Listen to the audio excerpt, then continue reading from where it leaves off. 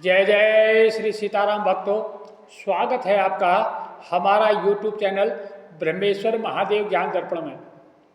भक्तों, आज हम बात कर रहे हैं जैसे कि बहुत से लोगों ने हमें प्रश्न किया है कि लहसुन प्याज इत्यादि जो हम जो तुलसी की माला पहनते हैं या जैसे हम जो है धर्म मार्ग में चल रहे हैं, तो इसमें जो है लहसुन प्याज इत्यादि जो है इसका त्याग कैसे किया जाए, त्याग है कि नहीं है।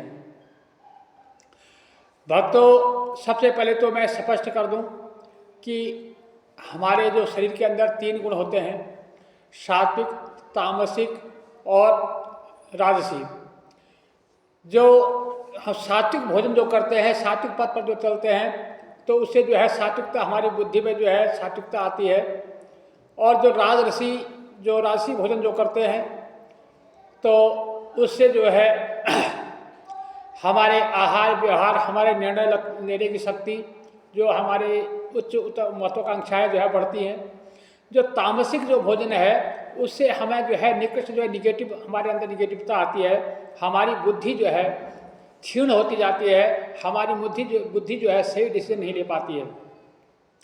और जो अंडा, मीट, मांस इत्यादि जो खाते हैं उसको तो मैं तामसिक भी नहीं कहूँगा, वो तो राक्षसी भोजन कहलाता है। वो तो जो खाते हैं वो तो राक्षसी भोजन है, किसी की हत्या करके खाना वो तो जो है राक्षसी भोजन में आता है। बाकी रह गया लहसुन प्याज। भक्तों, वैसे तो लहसुन प्याज को हमारे आयुर्वेदिक शास्त्र में जो है महौषधि के रूप में माना गया, उसका महाऔषधि के रूप में लिया गया है हमारे आयुर्वेदिक शास्त्र में। जैसे हमारे गृहस्थीजन है तो जैसे उसको अपने औषधि के रूप में उसका सेवन करते हैं, तो उसका कोई परहेज नहीं है। बाकी जो अध्यात्म मार्ग पर चले हैं, जो प्रवृत्ति मार्ग पर जो निवृत्ति मार्ग पर जो चल पड़े हैं, उन्हें जो है लहसुन प्याज का त्याग करना चाहिए। क्यों करना चाहिए? वैसे तो देखो, लहसुन प्याज उसी तरह उसी खेती में होता है जैसे हम आलू, शकरकंदी इत्यादि जो भी हम आलू जैसे ज़मीन के अंदर मिट्टी में से उगाते हैं, वैसे लहसुन प्याज भी उगता है, उसमें कोई परहेज नहीं है। सिर्फ इसके गुणों का भेद है। ये जो है तामसिक भोजन है, इसको खाने से जो है, इसको अधिक मात्रा में सेवन करने से हमारी बुद्धि जो है उसमें तामसिकता आती है, उसमें जो है हमारी बुद्धि जो है सही निर्णय नहीं ले पाती है, उसमें निगेटिवता आती है। और इसकी वजह से जो है लहसुन प्याज को जो है हमारे शास्त्रों ने निषेध माना है, क्योंकि लहसुन प्याज में जो है बहुत ज़्यादा उग्रता है। उससे हमारे शरीर का चिड़चिड़ा होना, शरीर में क्रोध आना, किसी चीज़ को बर्दाश्त नहीं कर पाना, हमारे शरीर में उत्तेजना आना, तो इस तरह से अनेक तरह की जो है इसमें कमियाँ जो है इसमें पाई गई हैं, जिससे इसको जो है अध्यात्म मार्ग पर चलने वाले जो साधना पथ पर जो चलते हैं उनके लिए इसको वर्जित माना गया है। जो गृहस्थी जन हैं उन्हें जो है इसका सेवन जो है औषधि के रूप में करना चाहिए। औषधि रूप में सेवन करने से इसका जो है कोई निषेध नहीं माना गया, क्योंकि हमारे आयुर्वेदिक शास्त्र में इसे जो है महौषधि के रूप में लिया गया है लहसुन को। इसलिए तुलसी आप धारण करते हैं, अब गृहस्थी जीवन व्यापन कर रहे हैं, आप लहसुन प्याज अगर खाते हैं तो मैं कहता हूँ आप कोई बात नहीं, खाते रहिए, बाकी अपना राम राम जपते रहिए।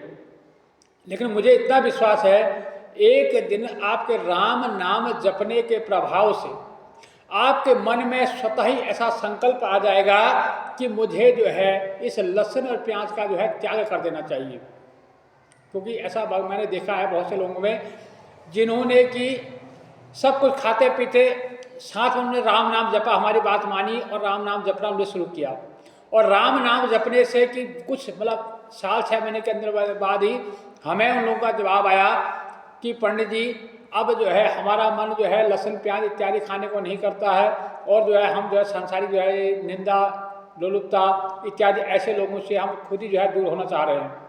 तो ऐसा जो है राम नाम का प्रभाव है। इसलिए आप जो जहाँ तक है मीट, मांस, मछली, ये तो राक्षसी भोजन है, ये तो किसी प्रकार भी किसी भी मानव को नहीं करना चाहिए, इसको तो सर्वथा वर्जित है। लेकिन रह गया सवाल लहसुन प्याज का, यदि आप इसको नहीं छोड़ पा रहे, नहीं त्याग पा रहे, आप इसको जितना हो सके कम से कम औषधि के रूप में उसका सेवन कीजिए। लेकिन एक दिन ऐसा आएगा, राम नाम का प्रभाव ऐसा आपके शरीर पर पड़ेगा कि ये स्वतः ही आपसे छूट जाएगा। आपका मन अंदर से कहेगा मुझे छोड़ देना चाहिए, अपने छूट जाएगा। बाकी इसका कोई ऐसा विशेष पाप वैसा नहीं है जैसे हम मतलब ये मांस मछली अंडा इत्यादि को जो है किसी हत्या करके जैसे उसका सेवन किया जाता है, तो ऐसा पाप इसमें नहीं है। इसमें सिर्फ जो है तामसिक है, इससे जो है हमारी बुद्धि का जो है विकास नहीं हो पाता, हमारी बुद्धि सही निर्णय नहीं ले पाती है, हमारी बुद्धि जो है उत्तेजित हो जाती है। तो इसलिए इसको निषेध माना गया है। जो भक्ति मार्ग पर चलते हैं, जो साधना पथ पर जो चलते हैं, उन्हें खुद इस बात का निर्णय करना चाहिए।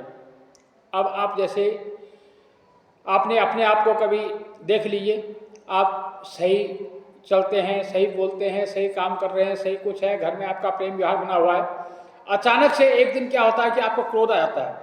उसी किसी दिन क्या है, किसी बात पर लेके आपका जो है उत्तेजना बढ़ जाती है, आपके मन में क्रोध आता है, आप जो है लड़ाई झगड़े में आतुर हो जाते हैं, आपकी सोचने की सही निर्णय लेने की शक्ति खत्म हो जाती है। तो आप फिर उस बात खुद सोचते हैं कि मेरे साथ ऐसा क्यों हुआ। बाद में आप पछताते हैं कि यार मैं तो ऐसा नहीं करना चाहता, फिर क्रोध मुझे कैसे आया, या मुझे ये क्या हुआ, या मैंने ये निर्णय क्यों नहीं लिया। ये सब होता है हमारे खान पान की वजह से। यदि हमारा खान पान सही नहीं होता है तो हमें पता ही नहीं चलता कि कब हमारी बुद्धि जो है हमारी विपरीत चली गई है।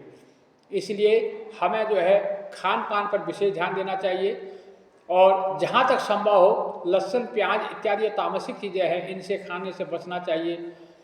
क्योंकि सेवन एक लहसुन प्याज का ही नहीं है, सेवन हम आँख से भी करते हैं, सेवन हम मुँह से भी करते हैं, सेवन हम कानों से भी करते हैं। हम कुछ ऐसी बातें सुनते हैं जो हमारी उत्तेजना को बढ़ाते हैं, जो हमारी जो है बुद्धि को विपरीत करते हैं। ऐसी बातें सुनने से भी हमारा जो है वो भी हम सेवन नहीं कर रहे हैं, हम ग्रहण कर रहे हैं तो वो भी सेवन कर रहे हैं, उनका भी त्याग करना चाहिए। आँखों से हम कोई गंदी चीज़ें देख रहे हैं, कोई गंदी हरकतें देखते हैं, कोई गलत चीज़ पढ़ते हैं, कोई गलत किताब पढ़ते हैं, तो उससे भी जो है हमारा मन के विचार अशुद्ध होते हैं, हमारा मन जो है अशुद्ध होता है, उसका भी हमें त्याग करना चाहिए। हमें जो है अगर साधना पथ पर चलना है, यदि भक्ति मार्ग पर चलना है, तो हमें जो है इन चीज़ों का विशेष ध्यान रखना चाहिए कि हमें क्या पढ़ना है, क्या देखना है, क्या सुनना है, किसके बीच में बैठना है। क्योंकि जैसे समाज में हम बैठेंगे, जैसी बातें हम सुनेंगे, जैसे आहार व्यवहार हम करेंगे, वैसे हमारे विचार बनेंगे, जैसे हमारे विचार बनेंगे वैसे ही हमारी बुद्धि निर्णय करेगी।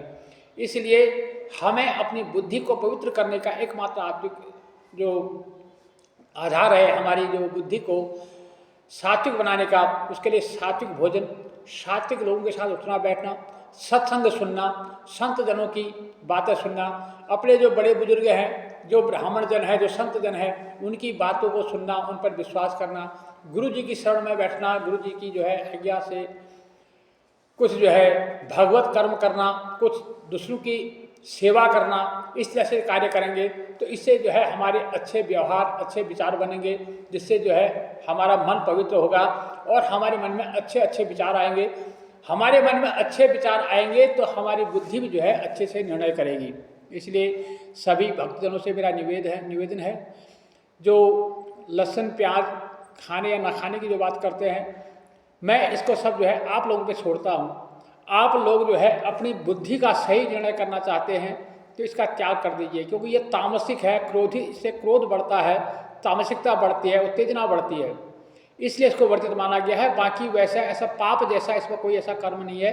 ये भी उसी तरह खेत में उत्पन्न होता है, जिसमें से आलू, बैगन इत्यादि, जो जैसे आलू है, शकरकंदी है इत्यादि, जो जमीन के अंदर मिट्टी में होता है, वैसे लहसुन और प्याज भी पैदा होता है, इसमें कोई ऐसा भेद नहीं है। जय जय श्री सीताराम भक्तों। यदि अभी तक आपने हमारे इस चैनल को सब्सक्राइब नहीं किया, सब्सक्राइब कर लीजिएगा। हमारे जो है इसको लाइक कीजिए, शेयर कीजिए और आइकन बटन को जरूर दबा दीजिएगा। इसका जो है हमारे बेल दबा लीजिएगा, ताकि हम जो भी नोटिफिकेशन भेजें, जो भी हमारी जो वीडियो इत्यादि आती है, वो आप तक जो है आसानी से पहुंच जाए और आप सबके जो है हाथ मोबाइल पर आ जाए। इसके लिए आप इसे जो है ज़रूर सब्सक्राइब कर लीजिएगा और आइकन बटन दबाना ना भूलिएगा। और यदि हमारी वीडियो आपको अच्छी लगती है तो इसको लाइक कीजिए, शेयर कीजिए और आगे अपने बंधु बांधवों को जरूर से प्रेरित कीजिए। जय जय श्री सीताराम भक्तों।